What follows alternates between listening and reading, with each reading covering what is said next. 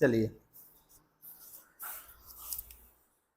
आज इसको कंप्लीट करो, ठीक है। कल से नीचे तो हम लोग स्टार्ट करते हैं। हम लोग 26 नंबर क्वेश्चन तक कल लगा लिए थे। 26 नंबर तक क्वेश्चन लगा लिए थे। देखो कई सारी चीजें है ना, पढ़ाई में मन लगना इतना आसान नहीं है, और एक बार मन लग गया तो फिर जो मजा पढ़ाई में है वो मजा किसी में नहीं है। और यह ये जैसा है कि बस एक ही समय में बहुत सारी चीजें उसको अच्छा लगता है, कभी फिर इधर कभी फिर उधर, इधर उधर मन उड़ता रहता है। तो मन पे कंट्रोल करना, नियंत्रण करना, कुछ चीजों को इग्नोर करना, ये आना चाहिए, और ये चीज की कमी है। आज की स्थिति क्या है देखो, मैं एक छोटा सा वो वीडियो डाला होगा उस पे यूट्यूब पे, जूनियर के बच्चे हैं, बताओ 6, 7, 8 में पढ़ने वाले लड़के सिगरेट के साथ चाय पी रहे हैं। उनका मैं वीडियो कल बनाया डाल, मतलब क्या स्थिति है बताओ। तो वही सब चीजें, मिला जुला की स्थिति बहुत तेजी से बदल रही है। कंपटीशन कहीं कुछ नहीं है, पढ़ने वालों की संख्या वो केवल भीड़ दिख रहा है, लेकिन पढ़ने वाले मुश्किल से 10% है। देखो क्या है स्थिति, क्लास है कहाँ कंपटीशन है, केवल भीड़ है देखने में। 10% ही बच्चे हैं रियल में जो सीरियस होकर पढ़ रहे हैं, कंपटीशन 19 है। तो थोड़ा सा अच्छे से सीरियस होकर पढ़ लो, सिलेक्शन हो जाएगा। चलिए देखिए हम लोग क्वेश्चन देखते हैं। 27 नंबर दिया कि एक प्रोटॉन 8 इलेक्ट्रॉन वोल्ट गतिज ऊर्जा से एक समान चुंबकीय क्षेत्र के लंबवत गति कर रहा है। देखो यहाँ पे दिया काइनेटिक एनर्जी, मान लो क्या दे दिया, K = 8 इलेक्ट्रॉन वोल्ट। इसको हम चेंज कर दें किसमें, 8 × 1.6 × 10⁻19 कर दोगे, क्या हो जाएगा, जूल हो जाएगा। ठीक है। फिर कह रहा है कि एक न्यूट्रॉन की गतिज ऊर्जा ज्ञात कीजिए। यह Kp मान लो किसका, प्रोटॉन का, और किसका फाइंड करना है, Kd का, यानी हाँ न्यूट्रॉन का फाइंड करना है। कह रहा है कि जबकि वह उसी चुंबकीय क्षेत्र में उसी पथ पर गति कर रहा है, यानी इसका मतलब है कि रेडियस भी उसका सेम है, रेडियस भी सेम है, और हाँ मैग्नेटिक फील्ड भी सेम है। जबकि यहाँ पे दे दिया है कि EMD की जो वैल्यू है वो होता भी है 2mp। ठीक है। तो एक सिंपल सा फार्मूला कल पढ़े थे, हम बताए थे, R = √2mk/क्यूब, याद है, ये मैं पढ़ा।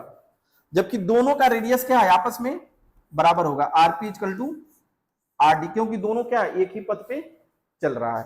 तो Rp की वैल्यू यानी यहाँ फार्मूला अगर लिखो इसको, तो हम इसको लिख सकते हैं 2mp kp/क्यूब, ठीक है। और ये भी क्या हो जाएगा, 2md kd/, अच्छे बताओ चार्ज दोनों का सेम होता है कि अलग अलग होता है, सेम होता है ना। तो इससे क्या हो जाएगा, दोनों आपका ये हो जाएगा कैंसिल, दोनों सेम है, इससे ये कैंसिल हो गया। तो मिला क्या, यहाँ पे मिल जाएगा आपका 2 से 2 भी कैंसिल हो जाएगा, रूट से रूट कैंसिल हो जाएगा। तो बचा क्या, mp kd = kp, ये आपका kp हो जाएगा, प्रोटॉन का हो जाएगा ना। kp = ये क्या हो जाएगा, इसको लिख सकते हो 2mp, md का क्या लिख सकते हैं, क्योंकि दिया है 2mp × kd, तो mp से mp भी कैंसिल हो गया। हाँ? तो kd = क्या हो जाएगा, kd = निकलना kp/2। अब एक चीज बताओ, kp की वैल्यू कितना दिया है, 8 × यानी इसका मतलब है कि kd की वैल्यू कितनी हो जाएगी, हाँ 6 ये kd हो जाएगा ना, kd = 6.4 × 10⁻19 जूल। चेक करो आंसर, ठीक है। तो इलेक्ट्रॉन, ठीक है, तो 4 इलेक्ट्रॉन वोल्ट, यानी या इसकी वैल्यू हो जाएगी kd = 4 इलेक्ट्रॉन वोल्ट, ठीक है। नेक्स्ट क्वेश्चन पढ़ो।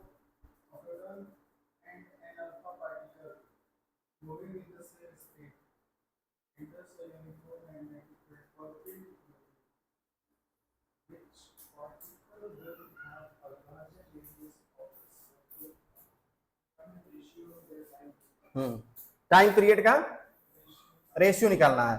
तो आप पढ़े हो टाइम पीरियड का क्या दिया, देखो दिया कि प्रोटॉन और एक अल्फा कण एक समान वेग से एक समान चुंबकीय क्षेत्र में क्षेत्र के लंबवत प्रवेश कर रहा है। अल्फा कण का परिक्रमण काल तथा प्रोटॉन का परिक्रमा काल आपको फाइंड करना है, पीरियोडिक टाइम का रेशियो निकालना है। तो आप पढ़े हो टी इक्वल टू क्या होता है 2 पाई क्यू बी, ठीक है। और यहाँ पे चुंबकीय क्षेत्र क्या है, समान है।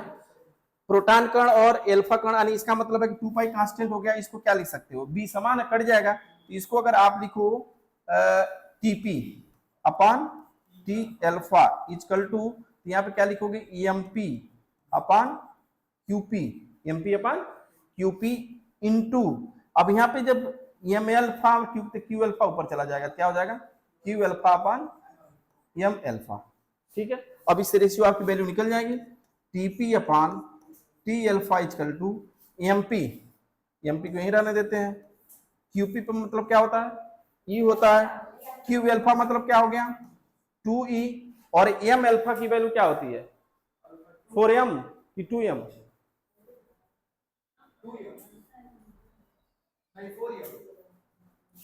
4mp हो जाएगा, क्या हो जाएगा 4mp हो जाएगा। ई से ई कटा, एमपी से एमपी कटा, 1/2, यानी T P is to T alpha equal to क्या आ गया 1:2, ठीक है। आंसर चेक करो, ठीक है। क्या पूछा है इसमें, वही ठीक तो है। तो यहाँ पूछा, हाँ रेशियो पूछा है ना, तो पूछा टी एल्फा की वैल्यू क्या हो, कह रहा है कल का कितना गुना होगा। देखो यहाँ पे दिया एल्फा कण का प्रोटॉन के, यहाँ वही बात तो हुआ, यहाँ पे टी एल्फा इक्वल टू क्या हो जाएगा बताओ 2t, बात वही हुआ 1:2 का हो, या प्रोटॉन का 2 टाइम्स हो जाएगा। बेचारी सोई तो नहीं, तो जान रहे थे आएगी, ये आएगी, हर्षिता घर घर गई है ना, ठीक है। तो ये आपका आंसर हो गया इसका 28। 29 जो है क्वेश्चन पढ़ो आप, 29 जो है वो 23 के इक्वल, किताब दो हिंदी मीडियम।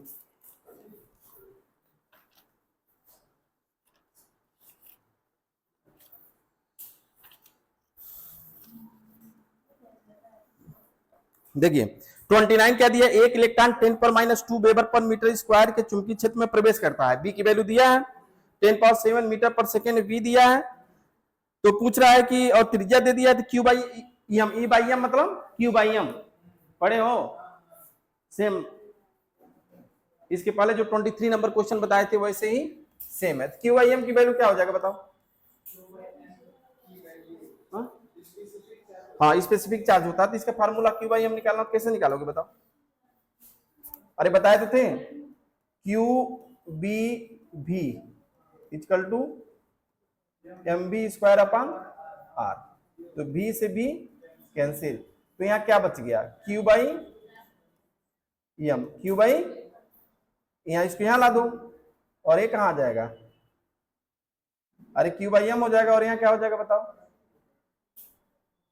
ए बी आपका यहाँ आ जाएगा, हाँ तो B upon B into R, ये हो जाएगा ना। तो आपकी वैल्यू देखो क्या क्या दिया है क्वेश्चन में, क्वेश्चन में देखो क्या दिया है, बी दिया है, वी दिया है और आर दिया है, तो यही तो दिया, देखो इसमें वैल्यू पुट कर दोगे आंसर आपका आ जाएगा, ठीक। ये आपका 29 नंबर क्वेश्चन था, इसलिए ले दिया हूं, सेम 23 की तरह है। ऐसे ही आपका 30 नंबर क्वेश्चन देखो, एक इलेक्ट्रॉन तथा एक प्रोटॉन एक ही चाल से एक समान चुंबकीय क्षेत्र बी में क्षेत्र के लंबवत प्रवेश करता है। इलेक्ट्रॉन के वृत्ताकार मार्ग की त्रिज्या तथा प्रोटॉन के वृत्ताकार मार्ग त्रिज्या का निष्पत्ति ज्ञात कीजिए। ये भी लगा लिए हो आप, कल बताए थे, जैसे फार्मूला सीधे आप पढ़े हो, R equal to M B upon Q B, किसका किसका निकालना है,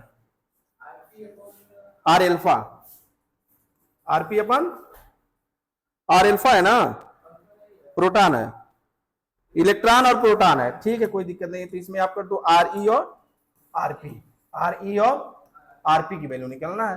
तो जब आर ई की वैल्यू लिखोगे तो यहाँ पे क्या लिखोगे बताओ, एम बी तो सेम है, बी तो सेम है और चाल भी सेम है, बी भी सेम है और चाल भी सेम है, तो बी और बी छोड़ देंगे, तो यहाँ क्या बच गया एम ई, एम ई अपान यहाँ क्या हो गया, चलो ये ले लेते हैं क्यू ई, यानी केवल ई लिख देते हैं, दोनों की वैल्यू सेम हो जाएगी। चलो ई लिख दिया जाए इनटू, ठीक है, पी का जब लिखोगे तो क्या हो जाएगा एम पी अपन ई, तो ये भी ई अपन चला गया और यहाँ पे क्या हो जाएगा एम पी, ई से ई कैंसिल, या R E upon R P equal to क्या आ जाएगा एम ई अपन, अब वैल्यू रख के निकाल सकते हो मास ऑफ इलेक्ट्रॉन और मास ऑफ प्रोटॉन की वैल्यू रख देंगे तो आंसर आपका आ जाएगा।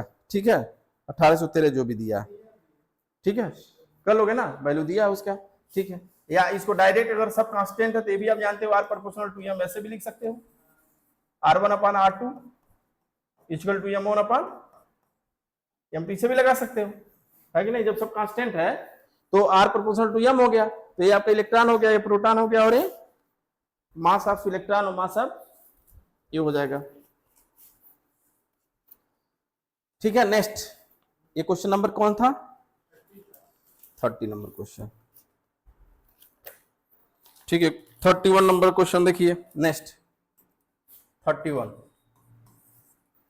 31 दिया है कि एक एल्फा कण 1.2 वेबर पर मीटर स्क्वायर के चुंबकीय क्षेत्र में 0.5 मीटर की त्रिज्या पर, यानी एल्फा कण है, ठीक, तो Q इक्वल टू क्या हो जाएगा 2E।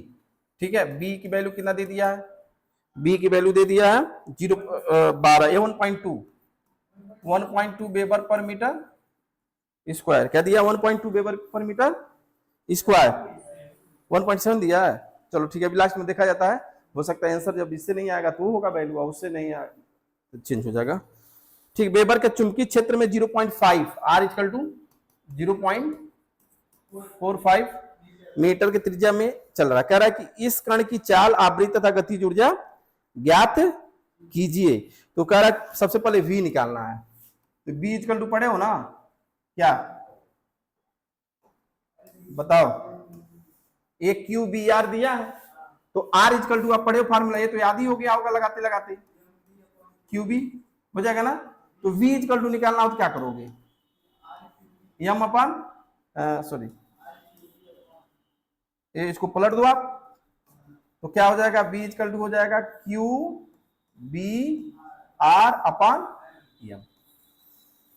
अब यहां पे देखो Q दिया है, B पता है, R पता है, रेडियस दे दिया है तुम्हारा, क्या दे दिया है, रेडियस भी दे दिया है और M भी दे दिया है, मास ऑफ एल्फा पार्टिकल का है तो पता ही है, तो उसको करके निकाल लोगे ना। जब B की वैल्यू निकल जाएगी तो आवृत्ति भी निकल जाएगा। आवृत्ति कैसे निकालोगे, हाँ आप पढ़े हो T equal to 2 pi M upon Q, T equal to 2 pi M upon QB। अब यहाँ पे एक चीज ध्यान रखना है, एक जो फिगर बनाया है, फिगर में ये केवल हाफ चल रहा है, ऐसे केवल हाफ साइकिल है, इसको क्या कर दोगे T/2, समझे। यहाँ पे ये पूरा साइकिल नहीं दिया, फिगर बनाया ना, तो वही तो 31 क्वेश्चन में बता रहा हूं, ये 31 है, 31 नंबर क्वेश्चन बता रहा हूं। हाँ तो देखो 31 में दिया है, रेडियस आपका ये पूरा लेंथ दिया है, देखो ये कैसा दे दिया, इधर उधर क्वेश्चन दे दिया क्या तुम लोगों का, ये ऐसा नहीं, इसमें भी इधर उधर दे दिया है, इसमें भी ये फिगर यहाँ रहेगा 32 का, देखो किताब में क्वेश्चन गलत दे दिया है, ये जो 31 का जो क्वेश्चन में फिगर दिया वो किसका है 32 का है, तो ये आपका गलत है, तो सीधे कुछ नहीं करना, इसमें सीधे वैल्यू आप रख दोगे, ठीक। T equal to 2 pi M upon QB होता है ना, 2 पाई M अपन QB, तो F आप निकाल लो, तो F इक्वल टू क्या हो गया QB अपन 2 पाई M। कितना आसान सिंपल सा है, केवल कैलकुलेशन थोड़ा सा आना चाहिए, फार्मूला आपको है। बाकी गतिज ऊर्जा भी निकाल लोगे, कैसे निकालोगे, हाँ K equal to half M/v square से निकाल लो, हाफ M/v स्क्वायर से निकाल लो। हाँ अगर वोल्टेज दिया रहता तो Q इंटू भी करते, वोल्टेज दिया नहीं है तो आप इसी फार्मूले से निकालोगे, ठीक है। नेक्स्ट आगे बढ़े, 32 नंबर देखिए, एक इलेक्ट्रॉन, हाँ फिगर, हाँ वह तब होगा जब भी वोल्टेज दिया जाएगा, कौन, वो पढ़ोगे आप सेकेंड पार्ट में, और वैसे भी जान लो, वैसे भी जान लो क्या होता है कि कोई भी एनर्जी क्या होती है, वर्क डन होता है, और वहां पे चार्ज रोटेट कर रहा है, तो जब चार्ज रोटेट कर रहा है तभी उसमें मोशन हो रहा है v स्पीड से, तो हाफ एम बी स्क्वायर होता है। अब होता क्या है कि आप पढ़े हो कि किसी एक चार्ज को इनफाइनाइट से किसी पॉइंट तक लाने में किया गया वर्क को वोल्टेज कहते हैं v equal to W upon Q, तो डब्ल्यू इक्वल टू क्यू भी, तो ये मोशन करते हुए आ रहा है ना, तो डब्ल्यू किस रूप में हो जाता है, हाफ एम बी स्क्वायर, इसे क्या कहोगे, ठीक। तो वर्क डन ही क्या है, एनर्जी है। नेक्स्ट दिया 32, एक इलेक्ट्रॉन 10⁷ मीटर पर सेकेंड के वेग से पॉइंट ए से गति करता है। अब ये फिगर दिया है तुम्हारा, इसमें ए से कहा गया बी पर एक, ठीक है, चलो ए भी वेग से ऐसे गति करते हुए कहा गया, एक इलेक्ट्रॉन है, माइनस चार्ज इसलिए बता दिया, ए से कहा गया बी पा गया, और ये पूरा डिस्टेंस कितना दे दिया है 10 सेंटीमीटर, ध्यान दो ये पूरा डिस्टेंस कितना दे दिया 10 सेंटीमीटर। तो पूछ रहा है इसमें कि उस चुंबकीय क्षेत्र का परिमाण एवं दिशा ज्ञात कीजिए, तो बी तो निकाल लोगे आप, देखो आर की वैल्यू कितनी हो जाएगी इसमें 5, क्योंकि ये पूरा डिस्टेंस ए है तो हाफ ले लोगे तो कितना हो जाएगा 5 हो जाएगा, ठीक है। और बी पूछ रहा है, तो बी इक्वल टू क्या हो जाएगा, आप सीधे अगर फार्मूला 9 याद हो, जो याद हो उसी को लिख लो, जैसे रेडियस का लगातार लगा रहे हो तो रेडियस का याद हो गया ना, R equal to M B upon Q B, इसलिए बी इक्वल टू क्या हो गया M B upon Q R, बोलो ठीक। अब इसमें देखो आर की वैल्यू दिया है, वी की वैल्यू भी दिया है 10⁷ मीटर पर सेकेंड दिया है ना, और क्या इलेक्ट्रॉन है, क्या है इलेक्ट्रॉन है, इलेक्ट्रॉन का मास तुमको पता नहीं है, पता है इलेक्ट्रॉन का मास पता ही है, तो आपको ठीक है 9 × 10⁻31 kg हो गया, बाकी ये वैल्यू रख दोगे क्या आ जाएगा, बी की वैल्यू निकल जाएगा, ठीक है।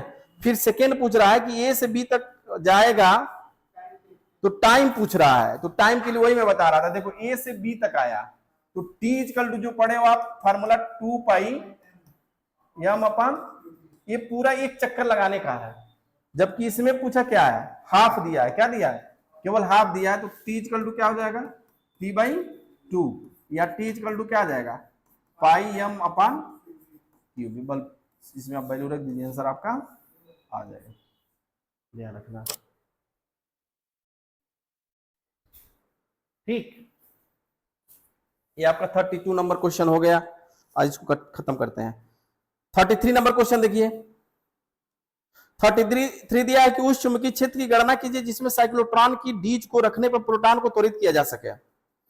उस चुंबकीय क्षेत्र बी का निकाल, आरोपित आवृत्ति 8 मेगा साइकिल पर सेकेंड है, और प्रोटॉन का द्रव्यमान, अब देखिए यहाँ पे एफ दिया है, क्या दिया है, साइक्लोट्रॉन इलेक्ट्रॉन को एक्सीलरेट करने के यूज में आता है, मैग्नेटिक फील्ड फलाना ऐसे रोटेट करता है, साइक्लोट्रॉन आपके सिलेबस में नहीं है इसलिए इसको हटा दिया है, ठीक है। एक जानो कि इलेक्ट्रॉन को एक्सीलरेट करने के लिए, इलेक्ट्रॉन की स्पीड को बढ़ाने के लिए साइक्लोट्रॉन का यूज किया जाता है, ठीक है। अब यहाँ पे देखो और दिया है कि ये चुंबकीय क्षेत्र की गणना करना है, डीज को प्रोटॉन त्वरित किया जाता है, आरोपित आवृत्ति 8 इतना है, प्रोटॉन का द्रव्यमान इतना दिया है, तो बी निकालना है, बताओ। तो ए बताओ, यह फिजिकल टू क्या पढ़े हो आप, अगर मान लो यह फार्मूला तुम भूल जाओ तो टी वाला तो याद रहेगा ना, टी इक्वल टू देखो क्या 2πm अपन क्यूबी, तो इस अभी यही आप लिखे हो एक किस क्वेश्चन का, चलो इसको चेंज कर देता हूं, ये आपका 33 number question 33, T equal to 2πm upon q B, या F equal to q B upon 2πm हो जाएगा ना। क्या निकालना है आपको, बी की वैल्यू निकालनी है, तो बी इक्वल टू क्या हो जाएगा बताओ 2πm f अपन, देखो सारा वैल्यू क्वेश्चन में दिया है कि नहीं दिया, अरे एफ दिया है, एम दे दिया है, मेगा साइकिल पर सेकेंड, तो उसको आप चेंज कर देंगे 10⁻6 से मल्टीप्लाई कर देंगे, ठीक है। देखो 8 दिया है, उसको लिख देंगे 8 × 10⁻6, ठीक है। तो आई एम की वैल्यू दे दिया है, एफ की वैल्यू दे दिया है, और क्यू आप जान ही रहे हो, क्यू आप जान ही रहे हो, क्यू क्या है, प्रोटॉन है। ठीक है, देखो दिया है एम और क्यू की वैल्यू देखो नीचे हिंट में दिया है। ठीक है, प्रोटॉन अब मास दे दिया, कितना होता है बताओ, 1.67 इंटू 10 पर माइनस 27 केजी, और एम इलेक्ट्रॉन यानी इसका क्यू कितना हो जाएगा 1.6 इंटू 10 पर माइनस 19 कूलम। बताओ, ये सारा वैल्यू दिया है और फार्मूला आपका ये है, रख दो तो आंसर आ जाएगा ना, कर लेना कैलकुलेशन। ठीक, next 34 number question. 34 number question देखो, 34 नंबर दिया है कि एक साइक्लोट्रॉन के प्रोटॉन पुंज को त्वरित करने के लिए 1.4 टेस्ला चुंबकीय क्षेत्र में प्रयोग किया जाता है, यानी बी की वैल्यू दिया है 1.4 टेस्ला। ठीक है, चुंबकीय क्षेत्र प्रेरित किया जाता है, वैद्युत क्षेत्र कितना शीघ्रता से बदलना चाहिए, प्रोटॉन का द्रव्यमान तथा आवेश क्रमशः दिया है, तो क्या हो जाएगा, क्या पूछ रहा है ये, अच्छा ये दूसरा क्वेश्चन है, देखो तुम्हारे में दूसरा दिया क्या, एक साइक्लोप्रोटॉन पुंज डीज इलेक्ट्रिक फील्ड पूछ रहा है, देखो किसमें इलेक्ट्रिक फील्ड पूछ रहा है,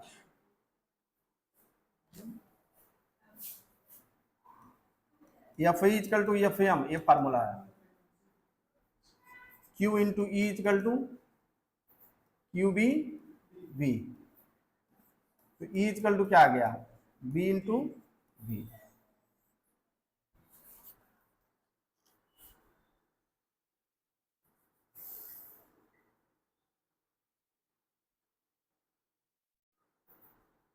ठीक है, लेकिन बी दिया नहीं है तो बी निकालोगे ना, बी किससे निकालेंगे, एम बी अपान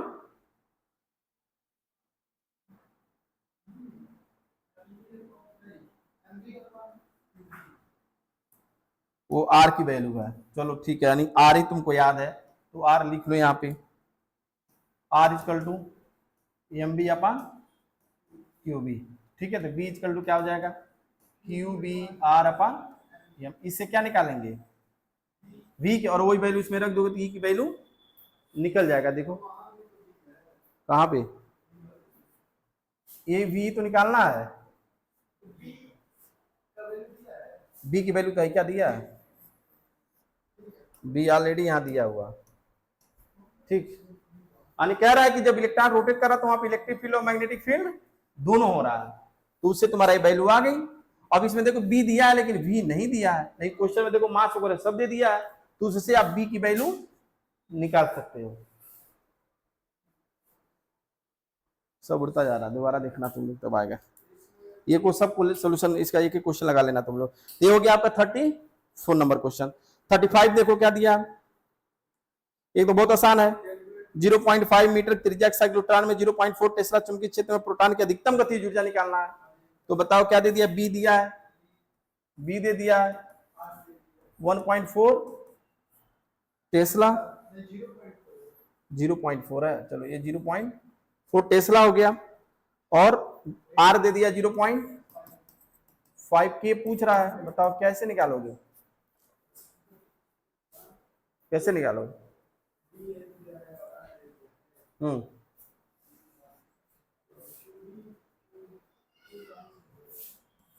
अभी आर इसके पहले पढ़े थे, अंडर रूट 2m के अपान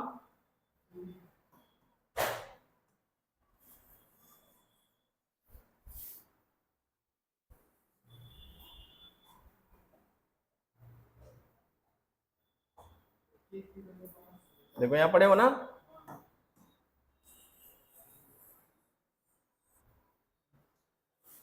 ठीक,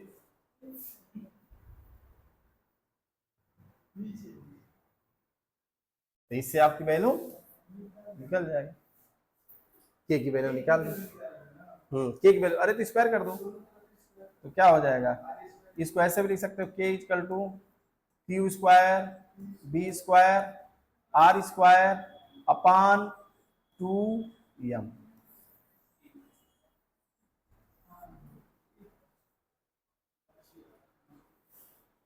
हो जाएगा ना, स्क्वायर करोगे तो सही है, ठीक है, गुड।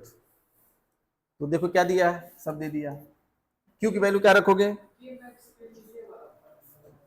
कौन सा हाँ के लिए तो नहीं, काइनेटिक एनर्जी फार्मूला ही होता ही है, तो जो आएगा वही। पोटेंशियल दिया है, तब पोटेंशियल दिया रहता तो आप क्यू इंटू भी लगा देते, समझे। अगर पोटेंशियल दिया रहता तो सीधे के मैक्स इक्वल टू, वो आसान है, क्यू इंटू भी कर देते, भी मतलब कैपिटल भी, ठीक, ये दिया नहीं है, तो इसलिए आप ये फार्मूला का यूज करोगे। नेक्स्ट 37 देखो भाई,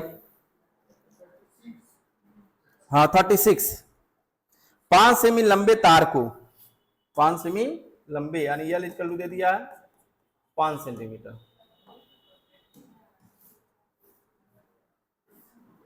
टेस्ला बी इक्वल टू दे दिया, बी इक्वल टू दे दिया 5 सेमी लंबे तार को 2 इंटू 10⁻⁴ दिया है ना। 36 नंबर क्वेश्चन देख रहे हैं ना हम लोग। तो इसको जो है 2 इंटू 10⁻⁴ टेस्ला है को चुंबकीय क्षेत्र में रखा जाता है और 3 मिली एम्पियर का करंट फ्लो हो रहा है, 3 मिली एम्पियर का करंट फ्लो हो रहा है, तो कह रहा है कि उस पर कितना अधिकतम बल लगेगा, कितना आसान है। एल की वैल्यू क्या हो जाएगा, देखो 5 इंटू 10⁻² मीटर, और इसकी हो जाएगा क्या 3 इंटू 10⁻³ एम्पियर, मिली एम्पियर को चेंज करोगे कितना हो जाएगा 10⁻³ एम्पियर। बाकी एफ की वैल्यू पूछ रहा है, हाँ तो पढ़े होना, I L B sine theta, maximum के लिए थीटा की वैल्यू 90 होना चाहिए, तो आई एल, हाँ बस ठीक है, वैल्यू रख दीजिए इसमें आंसर आपका के, ठीक, 5 × 10 = 33, 3 तो आएगा ही, ठीक है, 3 × 10⁻⁸ इसका आंसर आ जाएगा, रखोगे वैल्यू तो।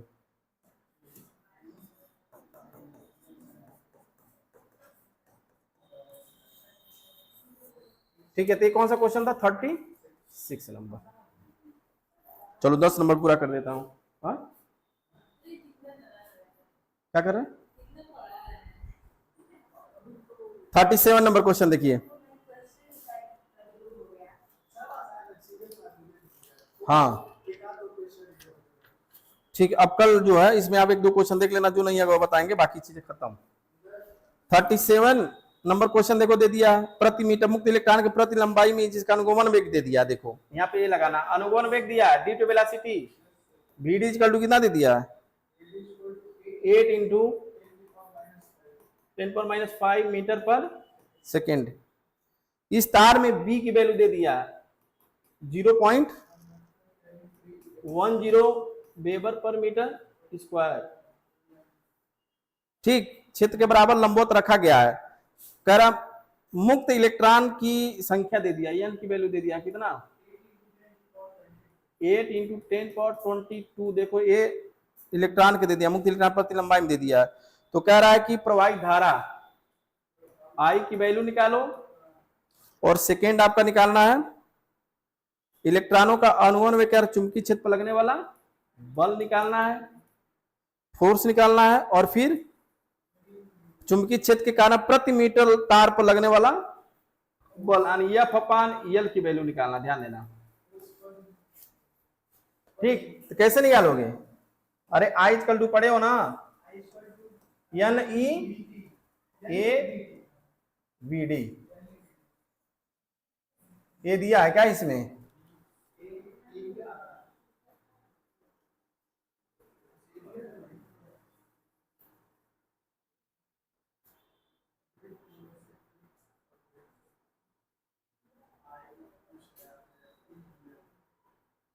बताओ इसमें एरिया, तो एरिया दिया है क्या क्वेश्चन में, पढ़ो एक बार देखो, एरिया दिया है, हाँ weber per metre square, metre square है तो एरिया तो भैया है,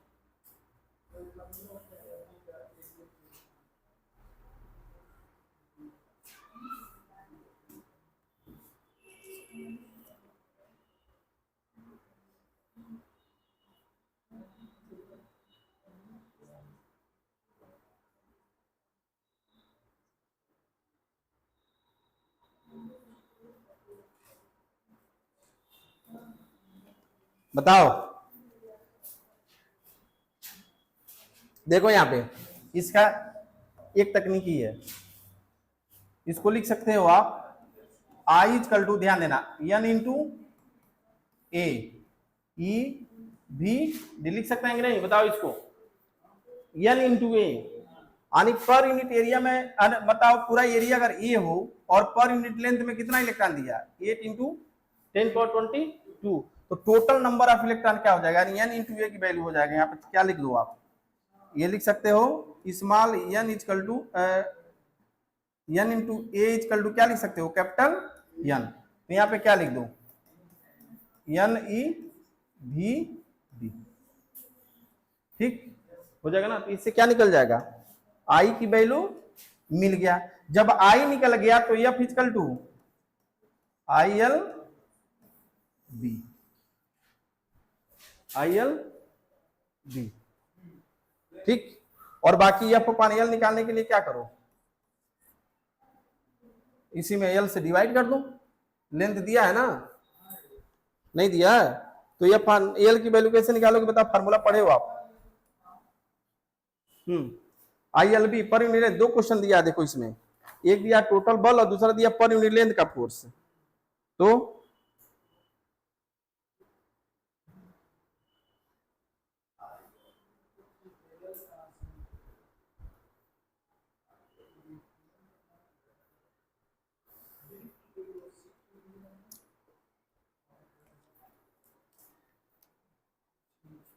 बताओ, क्वेश्चन के बाद फिर देखो इसमें दिया है कि 37 नंबर क्वेश्चन था ना, इलेक्ट्रॉन पर अनुगमन वेग के कारण पूछ रहा है। देखो सॉरी, इलेक्ट्रॉन पर अनुगमन वेग की वजह से पूछ रहा है, वेग की वजह से, यानी इलेक्ट्रॉन पर अनुगमन वेग की वजह से पूछ रहा है। तो इसकी वैल्यू क्या हो जाएगी, इलेक्ट्रॉन पर अनुगमन वेग से, तो एफ इक्वल टू आई की जगह क्या लिख दोगे, E B D, E B D B sine theta. अरे एफ इक्वल टू पढ़े हो ना, Q B B sine theta, तो क्यू की जगह क्या लिख दिए ई, और बी की जगह क्या लिख दिए B D, B sine theta. लंबवत है तो साइन थीटा की वैल्यू 90, तो एफ इक्वल टू क्या आ गया, ये फार्मूला हो गया ई बी डी बी। इसमें वैल्यू रख के आप सॉल्व कर लो, आंसर आपका आ जाएगा। और दूसरा पूछा है देखो, हाँ ये पर यूनिट लेंथ पे क्या पूछा है, हाँ तो एफ बाई एल पूछा है। तो आप पढ़े हो F equal to I L B sine theta, तो F upon L equal to क्या हो गया, आई इंटू बी, और आई ऑलरेडी पहले ही आप निकाल चुके हो, ठीक है। तो ये सारे आंसर आपके आगे बोर्ड पे देखो, बोर्ड पे अच्छा सोच रहे थे।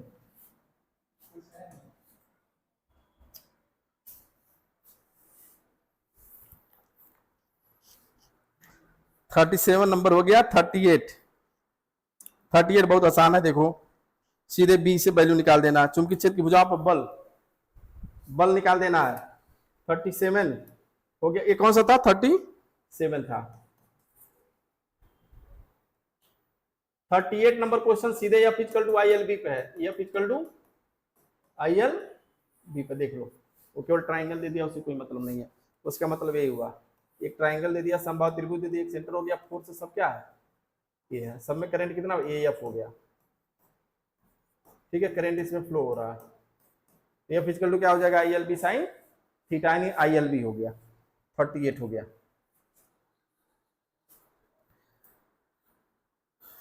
ठीक, बाकी अब देख लेना, एक दो सवाल जो बचेगा उसको हम कल बता देंगे, बाकी सब देखो। इसके बाद जो है दो समांतर चालक तारों के बीच जो फोर्स पढ़े थे, क्या पढ़े थे, F equal to mu naught upon 2 pi I1 I2 upon R, इसी पे आपका फार्मूला लगा है, पूरा फार्मूला है। यहाँ पे एल भी था ना, एल भी था, ठीक। तो पूरा फोर्स पूछेगा तो ये लगाओगे, और पर यूनिट लेंथ का अगर पूछ दिया क्वेश्चन में, मान लो क्या कर दोगे, F upon L equal to mu naught upon 2 pi I1 I2/R। ठीक है, तो ये 5-7 सवाल है, आप इस पे, यही लास्ट है, 6-7-8 सवाल दिया है, इस पे देख लेना, जो क्वेश्चन नहीं आएगा उसको हम कल बता देंगे, नहीं कल आनी परसों। ठीक, उसके बाद न्यू चैप्टर स्टार्ट किया जाएगा।